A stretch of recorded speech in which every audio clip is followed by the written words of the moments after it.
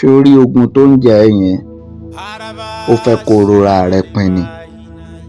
Ó fẹ́ kó ríra rẹ bí ẹni tí Ọlọ́run ti kọ̀ sílẹ̀. Ogun yẹn fẹ́ kó rora rẹ pin pé ò lè jẹ́ èèyàn mọ́. Ṣùgbọ́n tó wá burú jù rẹ o, tó bá fi lè dákẹ́ àdúrà, tó dákẹ́ gbìyànjú, ohun tó burú nìyẹn. Mo wá fẹ́ gbàdúrà fún gbogbo ẹ̀yin tẹ́ bá fídíò yìí pàdé. Ohun tó wù kẹ́ lè máa là kọjá, bí Olúwa ti ń bẹ tí ẹ̀mí rẹ̀ ń bẹ, Ọlọ́run máa bá ìṣòro ayé yín pàdé. Bí Jónà bá kú sínú ẹja, tí àwọn ọmọ Ísírẹ́lì la òkun pupa já, bó ṣe ò kí ogun yẹn ó ní agbára tó, ó máa borí ogun lórúkọ Jésù. Torí àdúrà kékeré tí mo mú wá fún ẹ̀yin, fún àwọn tó gbàgbọ́ nìkan ni. Fún ẹ̀yin tẹ́ gbàgbọ́ wípé lábẹ́ bó ti wù kó rí, àdúrà tiyín náà máa gbà, ẹ̀yin lẹ́ni àdúrà yìí. Aṣínà ni, ẹ̀yọ́nú ni. Tó bá ti ṣe prayer bí mo ṣe sọ pé kó o ṣe, ọ̀nà tó dé àṣì, àwọn èèyàn á máa fẹ́ràn ẹ. Ó bá jó níṣẹ́ ọwọ́, wọn á gbéṣẹ́ fún ẹ. Àwọn èèyàn á fojú rere wò ẹ́, wọ́n á ṣe ẹ́ láàánú.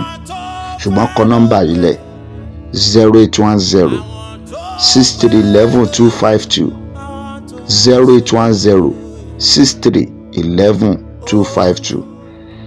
Bá mi sọ̀rọ̀ tó bá nílò àkànṣe àdúrà àbí tó bá nílò ìtọ́ni Ọlọ́run, mẹ́sẹ̀gì mi lórí WhatsApp, wàá rọ́wọ́ Ọlọ́run. Now, ṣoríṣẹ́ yìí lọ wá ọṣẹ Joy ẹyọ kan, wá ẹyin funfun méjì pẹ̀lú lọ́fíńdà tá à ń pè ní bíntù.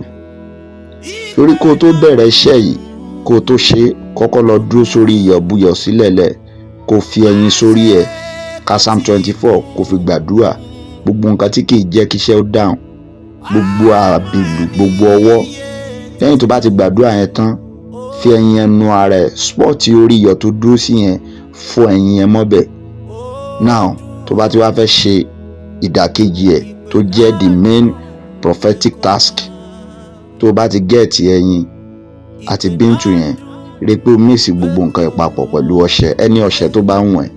Ṣùgbọ́n tó bá jẹ́ mi ni wọ̀, wá ọṣẹ Joy.